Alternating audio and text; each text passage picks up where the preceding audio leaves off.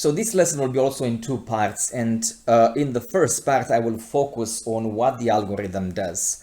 So in this case we just basically look at a look at an example that can be solved graphically as well, because I won't be able to prove, I mean, in the sense that the proof is beyond the scope of this class. It's not that simple. It's basically a pretty involved problem of linear algebra, the proof of the simplex algorithm. So we won't focus on the proof, but I think it's important as a motivation at least to understand what the algorithm does, at least in the case of a problem that can be solved graphically, because then we can have a visual image of what it does. I think this is important because you will learn lots of tools in which you basically are told to do certain things in a certain way. And it's probably useful to understand that it's not arbitrary. There is a logic to it, which may not be obvious unless you look at the detailed example. So in the second part of the lecture, I'm going to write in words exactly the algorithm. Right now, I'm going to just say it verbally as we move along with the pivoting operation for the problem.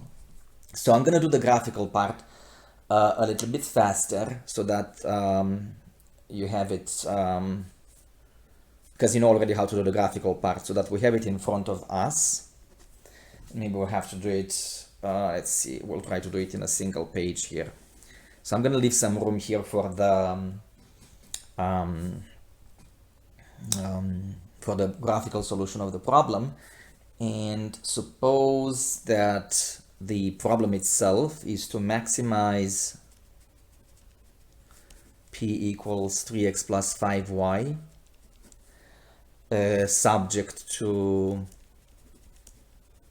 the conditions x plus 2y less than or equal to 6, x plus y less than or equal to 4, and then x minus 2y less than or equal to 1.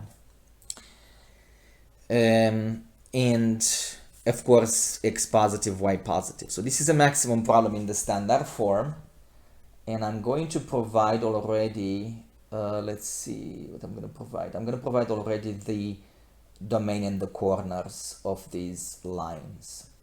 So one of them goes to the points 6, 0 and 0, 3. So let's say this is 6, 0 and 0, 3 is over here. Maybe here.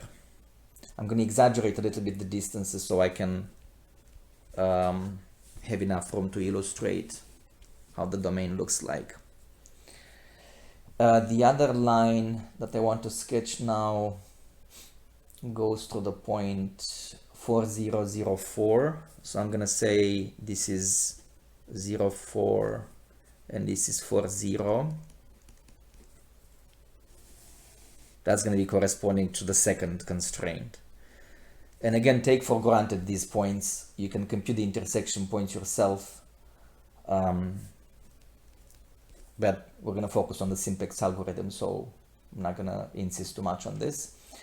And the other line, x minus 2y less than or equal to 1, goes to the point 1, 0.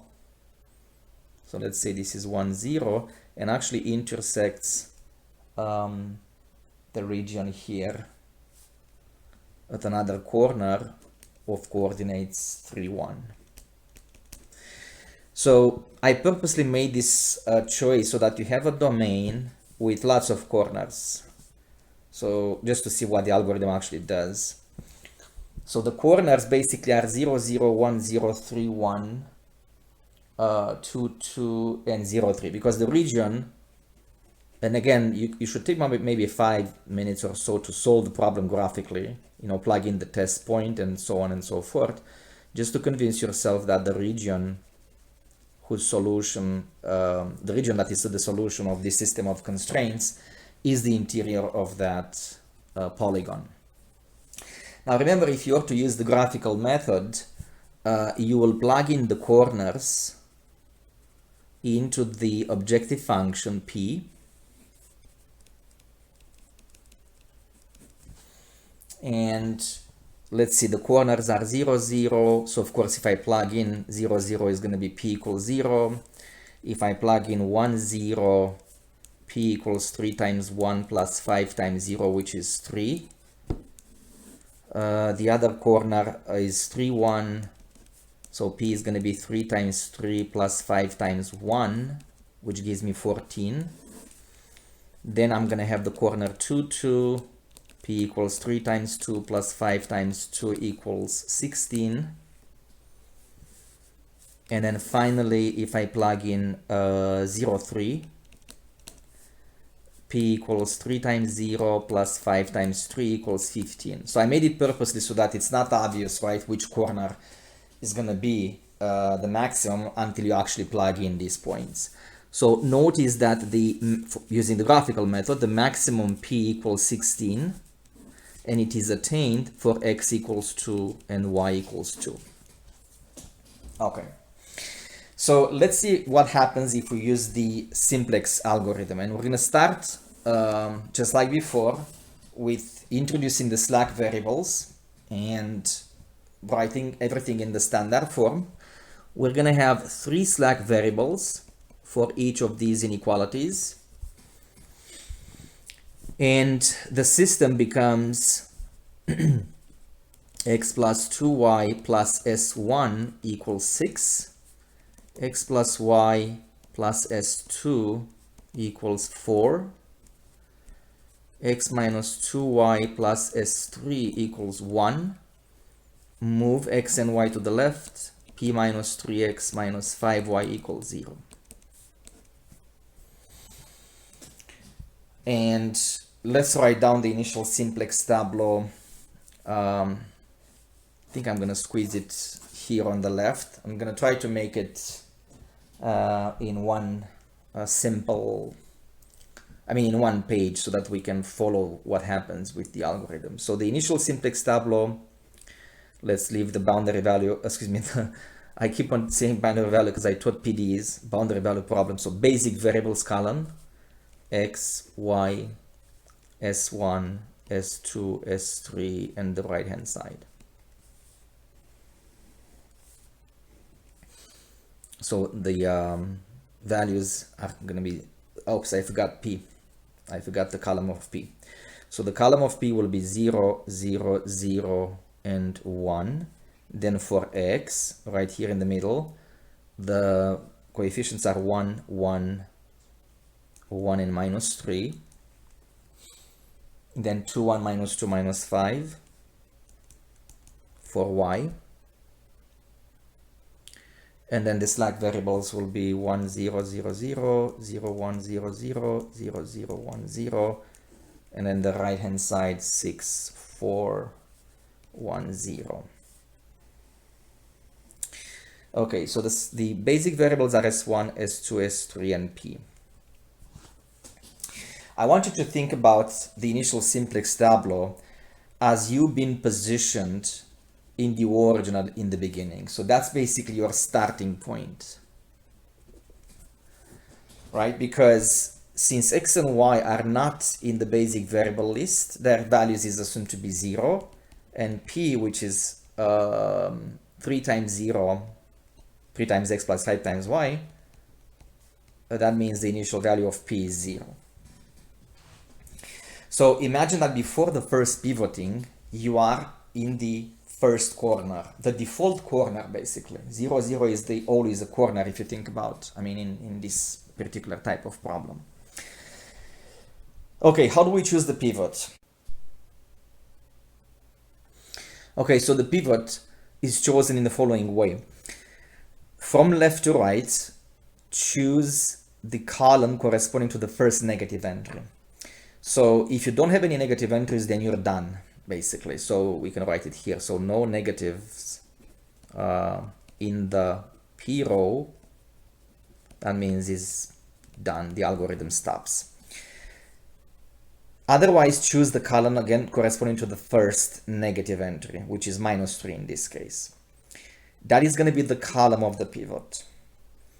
To figure out the row of the pivot, you're going to compute the ratios between the right-hand side entries and the entries of the pivot column. Again, we're going to have this written more clearly in a formula sheet. But basically, you're looking at 1 over 1, 4 over 1, 6 over 1, and choose the least ratio, the smallest ratio. I'm talking about the rows except the P row. So when you choose the pivot, the P row is never a pivot row. So basically, the pivot row, again, is given by the minimum of these ratios with the right-hand side and the entries of the column of the pivot. So you decide the column, right? In this case, this is the column corresponding to -3, the first negative entry. Then you look at the positive entries on top of it, and then you do the ratios, only involving the positive entries. So 1 over 1, 4 over 1, 6 over 1. The least one is 1. So that's going to be the pivot row, the one that gave you the minimum. And now perform the pivot operation. So in this particular case, it's already 1. There's nothing to divide. So we're going to do minus row 3 plus row 1, minus row 3 plus row 2, 3 row 3 plus row 4 to make zeros above and below. So let's write again basic variables, P column, X, Y, S1, S2, S3, the right hand side.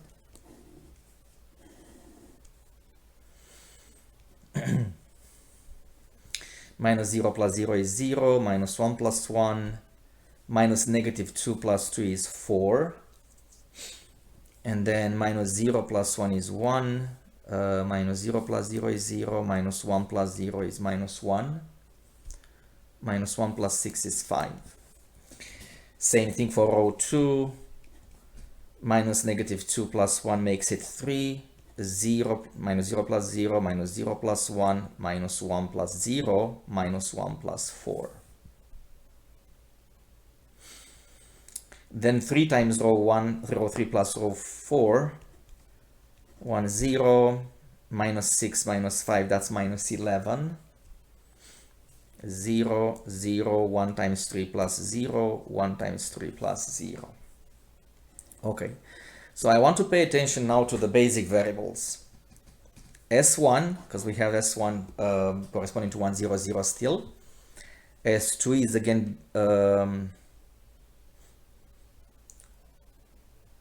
let's see. Yes, S2 is again a basic variable. And let's see, 3 times. I think I forgot the pivot row to write it down here. Sorry about that. Yeah, I forgot to write the pivot row because just copy that one. So 0, 1, minus 2, 0, 0, 1, and 1. Pivot row. So then the basic variable instead of S3 is now X, because it's corresponding to 0, 0, 1, 0. And then P. So let me just write it one more time.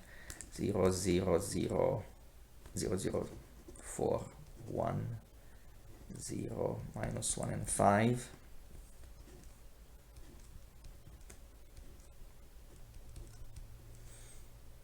Pivot row 0, 1, minus 2, 0, 0, 1, 1, and finally 1, 0, minus 11, 0, 0, 3, and 3.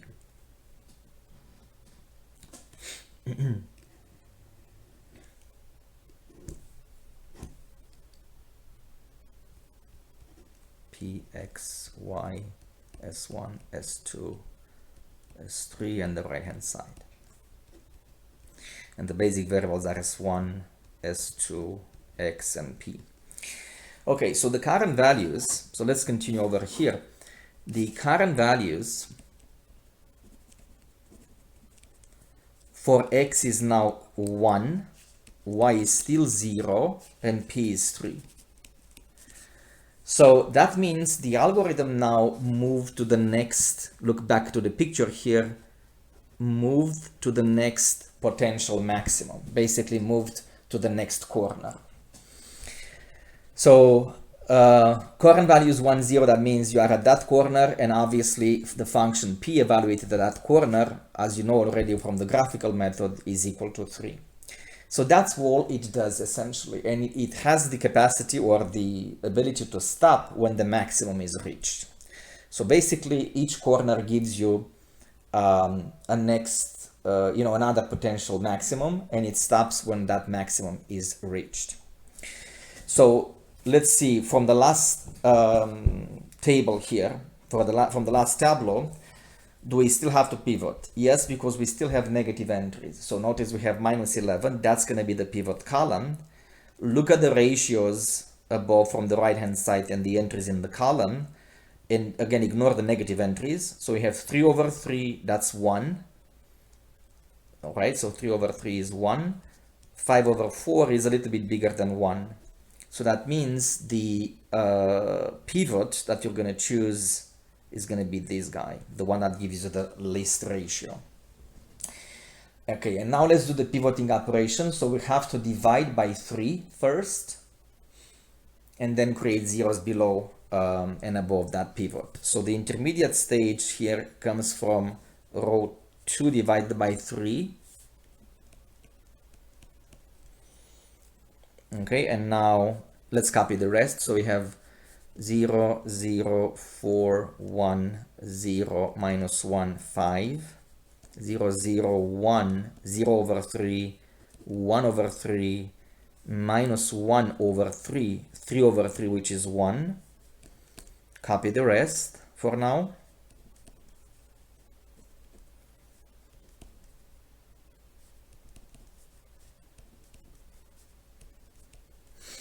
And then let's do zeros above and below the pivot. So again, remember the pivot is this guy over here. All right, so we're going to do minus 4, row 1, plus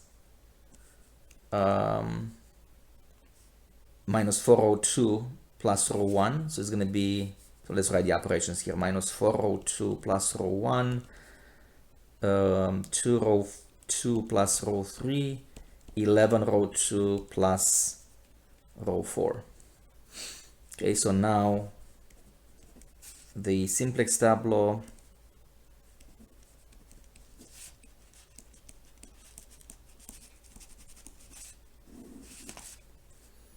becomes the following: 0, 2,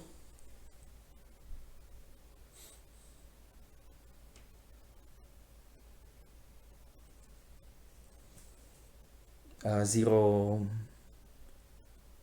0, 0. I was looking at the wrong row. So 0 plus 0, 0 plus 0, 4 times, minus 4 times 1 plus 4 is 0. Okay.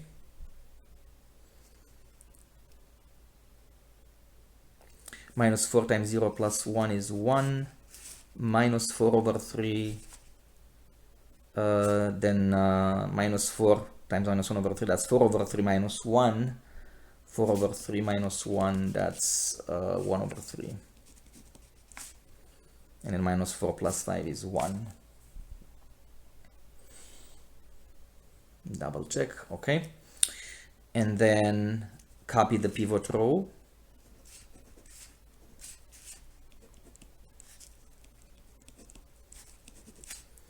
Then 2 times pivot row plus row 3. 0, 2 over 3. Here we have minus 2 over 3 plus 1. That's 1 over 3. 2 times 1 plus 1, 3. Let's double check. Okay. And then finally 11 row 2 plus row 4. So it's going to be 1, 0, 0, 0 again. 11 over 3. Minus 11 over 3 plus 3. That's going to be minus 2 over 3. And then 14, right? Coming from 11 times 1 plus 3.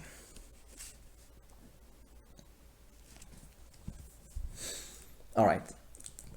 Now, pay attention to the new basic variables. The column 1, 0, 0, 0 again is corresponding to S1. The second one, 0, 1, 0, 0, now it's Y. 0, 0, 1, 0, now it's corresponding to X. And as usual, P is the slack variable. So if you look carefully, the current values are P equals 14, which is attained for X equals 3, Y equals 1. Look back at the picture. That is essentially the algorithm moving to the next corner, namely 3, 1. So the algorithm evaluates now and gets a better value for P in its attempt to maximize the function. So now you're at the corner 3, 1, and the value is 14. Do you reach the maximum? Well, as long as you still have negative values in the P row, which we do over here, we're not done yet. That is the pivot column. Look back, look up actually, ignore the negative entry. 3 over 1/3 is 9. 1 over 1/3 is gonna be 3. So 1/3 over here gives you the minimum ratio, and that's gonna be the pivot. Let's do this again in 2 steps. To make the pivot 1, you divide by 1/3, which is to say you multiply row 1 by 3, and that will make the pivot equal to 1. So let's start with the first row, 0, 0, 0, 1, minus 4, 1, and 3. Hopefully I'll have enough room. And then let's copy the rest for now.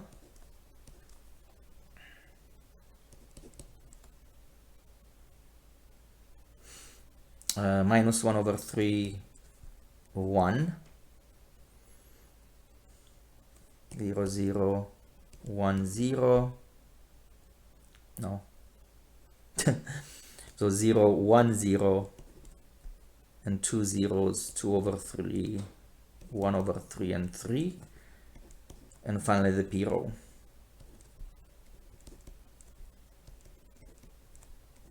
Okay, so remember this is the pivot, right? The one that I made it to be 1. Okay, so what are the row operations now to make zeros everywhere? We're gonna do row 1 times 1/3 plus row 2 to make it 0. Row 1 times minus 1/3 plus row 2, row 3. And finally 2/3 row 1 plus row 4. So lots of fractions. So I'm gonna actually write down the answer and you can check to see, you know, that's correct in the on a scratch paper. So let's again introduce the basic variable P, X, Y slack variables and the right hand side. And again, let's leave some room here for the right hand side column. So copy again the pivot row.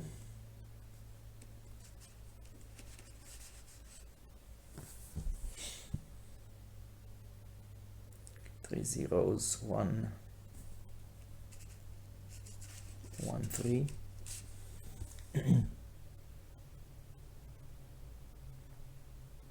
I think this should be 3. Sorry, I just another mistake here. Because when I multiply by 3, the pivot row was 0, 0, 3, minus 4, 3, and 3. 0, 0, 3. It should be 3. Okay. All right, so the second row will be 0, 0, 1, 1, minus 1, 0, 2. So check yourself for each entry. That's correct. So for example, this one is going to be 3 times 1 over 3, which is 1 plus another one that makes it 2, right? The last one. And then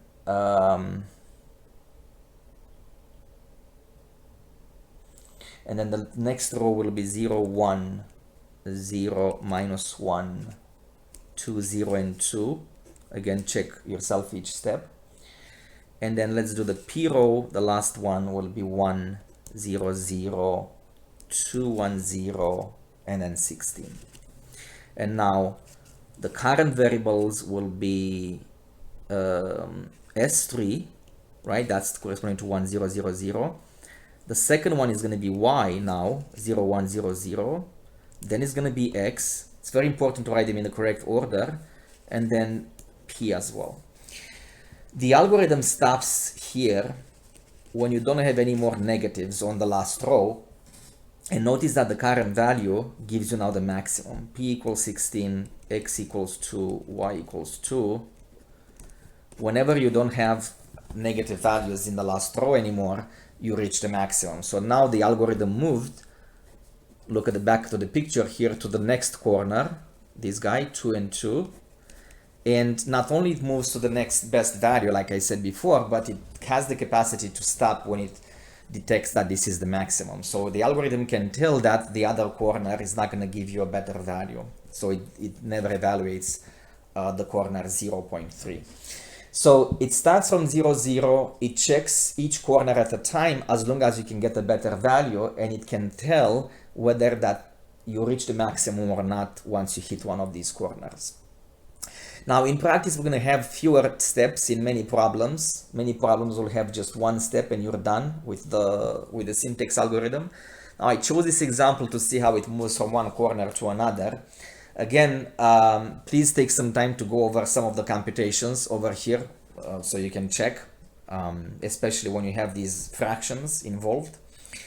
And then we'll obviously spend at least probably 1 or 2 more parts of this lecture to describe the algorithm and to go over other examples. For now, that's it, and stay tuned for the next parts of 5.2.